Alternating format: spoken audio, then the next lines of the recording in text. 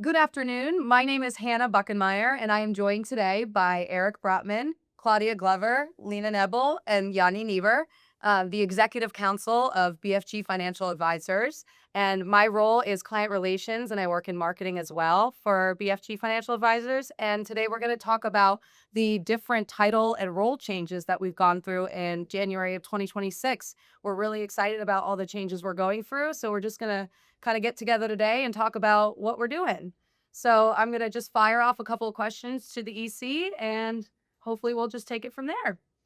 So I wanted to chat about the roles that you have up to this point and what is changing because everybody who's sitting here has a role that has changed in the year of 2026. So what is your new role and what does that mean for your experience? So let's start with Eric. Thanks, Hannah. My new role is my first new job, technically, in almost 30 years, which is amazing. I stepped down as CEO of BFG January 1st of this year. It was a very exciting, but also well thought out move, and you'll hear from the rest of our executive council in a minute. My new role is chairman of the board and chief growth officer.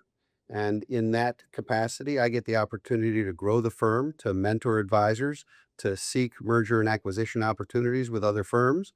We're currently doing an onboarding in North Carolina with two new advisors, which is going to be a ton of fun for me. So, for anyone who was worried if I was retired, I am most certainly not retired. I've graduated to a new role. I'm very excited about it. Yeah, very exciting. Leah? So I am Lena Nebel. I am now the Chief Executive Officer at BFG, which is exciting to say that out loud. I prior to this, I was the President and Chief Operating Officer. So what my role here is to really execute the vision that the Executive Council has. And so an example is the onboarding that Eric just mentioned of the North Carolina team. It's to make sure that that's executed efficiently and that the team is up and running, which has been super exciting. And I know we'll talk about that a little bit more. I'm also still an advisor. So, from a client perspective, I still get to sit down with not just individuals that I've worked with for over 20 years, but also the firm's clients as well, which has been very exciting for me. Yanni? Yanni Niebuhr. I am now the chief financial officer for the firm. When I started, there were only a handful of us here, probably four or five. We were more of a practice. Now we are a true ensemble with a second office, as Eric alluded to, with 20 plus employees and ever growing. So what we found is the need to have someone looking at the books, looking at the financials, working with Eric, working with Leah to make sure that the next set of acquisitions and mergers are run and dealt with properly. And Claudia? The newest member of the team. I am Claudia Glover. I was am the financial advisor with BFG Financial Advisors and have been here for 4 years. Since I've joined, I've been working closely with clients, working with Lena, Yanni, and Eric as an advisor, but also got the privilege to work closely with Yanni last year and the year before, chairing the investment committee. So going into this year, I'll be stepping into the role of chief investment officer and will take the primary responsibility for ensuring that we are being good stewards of our clients' assets, making sure that we're always doing what's best in our clients' best interest, and working closely with the advisors to make sure that they have the resources that they need to be able to do their jobs effectively. Great, thanks to each of you. This next question is for you, Eric. Why was now the right time for this leadership transition, and how long has it been in the works? Now was the right time for a lot of reasons. Hannah, frankly, I think the organization has now grown to a point where it needs a different type of leadership. And I think as an entrepreneur and a transformational leader and someone who started the company from an idea with two people and have seen it grow the way it has, I feel like that was well within my skill set. But I feel like getting to the next level and continuing to grow as an organization. Yanni mentioned that we had grown from being a practice, which we were, to being a company, a firm that has a depth and breadth in different ways. That I'm not the right person to take us to that next level.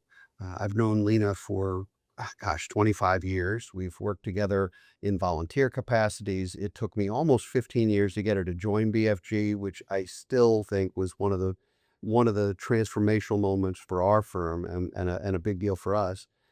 And so she wasn't aware that necessarily that I thought she was our next CEO until I said it out loud in a meeting. And the look on her face is one I'll never forget. But the time was right for me. It was right personally. It was right financially. It was right professionally. And I think as soon as you have the right team around you, and as soon as you recognize the transition that's coming, we needed a transitional leader rather than a transformational leader. And I think Lena's perfect. Well, that's a great segue into our next question, which is for you, Lena. And it's about how does this transition position BFG in the future, not just next year, but in the next decade? Um, I think, to Eric's point, this couldn't have been better timing. I feel like we have the right players in their capacity of what they do beautifully. So by putting us each into those positions where we can execute whatever may come our way, as well as the growth opportunities that are ahead of us, I think we're positioned the way that we've been planning on, quite honestly, for a few years. We've been very purposeful in how to lay this out, and I think by shifting Yanni more onto the financial side and Claudia into the CIO role has been huge. And we're already starting to see those benefits. And then allowing Eric to do the things that he does extremely well and putting me in a position to help to provide all of them resources, I think is just going to give not just the team internally a lot of benefit, but also the clients as well. And the client experience should really get elevated also. Great. This question's for you, Yanni. How does this transition reflect BFG's commitment to people, both clients and our team members? Um, I don't ever like complimenting Eric out loud in front of a lot of people, but I'm gonna do it, and unfortunately, it's recorded. Um, but Eric has always been one to put his money where his mouth is. So there's consultants in every single industry, and the financial advising industry is another one of those that has consultants. And every time that we meet with one of the very first things they say over and over and over again is, "You are overstaffed multiple times over." And so that's on purpose, not only internally for our coworkers, making sure that we're able to have work-life balance, making sure that we are pulling away some of that stress, but just as importantly, that our clients feel like we are a small shop firm with that family feel. And so we overstaff, we make sure that we have the right amount of people here taking care of one another and also our clients. So we are very unique in that sense. And why I give Eric kudos is that was his vision from the very beginning. Yeah, that was a great answer. Thank you, Yanni. Next, we have a question for both Claudia and Eric, and this is a great one. We just hit $1 billion of assets under management, which is very exciting for the whole team. And we're opening a second office. And what does this mean for the firm?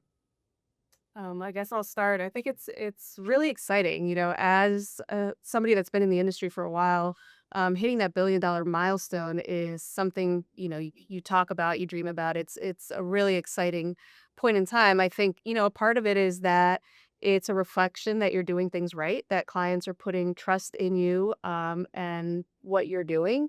I think it's a reflection that you have the right team in place and the people in place to be able to kind of grow and get to that milestone. But for me, I look at it as, it's just the beginning. I think we're getting started with something really exciting.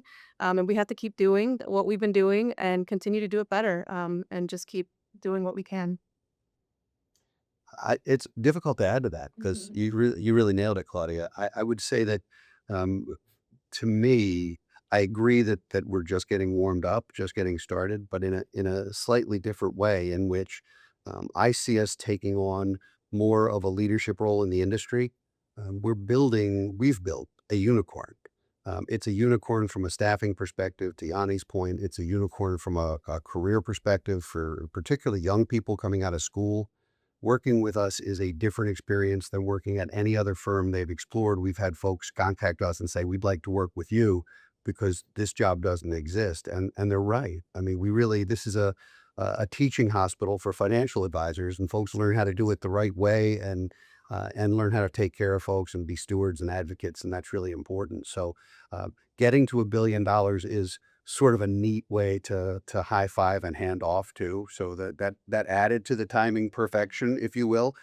But I remember when we got started, I remember thinking if we could just get to $100 million, and we worked at it and we worked at it and we worked at it and we were small but mighty. And it's amazing how exponential our growth has been and how not only have clients entrusted us with their welfare and their families, but also they've been extremely generous with introductions and referrals, and the professional community, estate attorneys particularly, but also accountants and real estate folks have been very helpful in having us grow the business. So I think Claudia is absolutely right. We are just getting warmed up.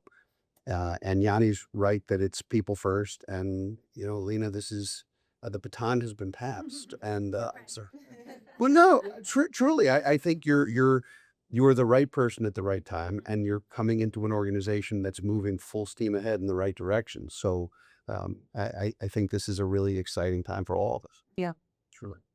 All right, that leads to our final question. It's a general question, and each of you is going to answer. So we're going to start with Eric, and the question is, what excites you most about this next chapter? I always have to go first. What excites me most is that I now get to spend basically all of my professional time doing the things that I'm not only best at, but that I enjoy the most. I've had a saying for some time that if it's not fun, I'm not doing it. And that's tongue in cheek. But the reality is I'm having a lot of fun. I'm having a lot of fun growing the organization. I'm having a lot of fun doing a lot of the podcasting and publishing and consulting and mentoring and coaching. And my next chapter is sort of a dream job. I've talked to other folks who have been leaders of practices or firms, CEOs of other firms, who said, "I don't know how you did it, but I want to do what you just did because that's a dream job." And so it took me 32 years, but I now have my dream job, and I thank all of you for putting me in a position to do it. I mean, we've been talking about it for a long time, and it's here, and so I couldn't be more excited or enthusiastic. It's so great. Claudia? Well, for me, it's really exciting. I think similar to Eric. I mean, in a lot of ways, this is a dream job for me. I've always been heavily involved in investment management, but love working with clients. So being in a position to really get to do both and really get to put all of my effort, my energy into the part of the business that I love, I think is really exciting for me. And to see how this team works together, not only the executive council, but everyone here at BFG, I'm just really excited to see what's coming up ahead. It's great. Lena, I'm going to skip you and go to Yanni, and you can close us out. Great. Love that. Mine is the collaborative focus that I think we are truly hitting our stride with. We had a lot of different ideas and thoughts and processes over the last handful of years, but now everybody at the firm is bought into the next phase and iteration of BFG.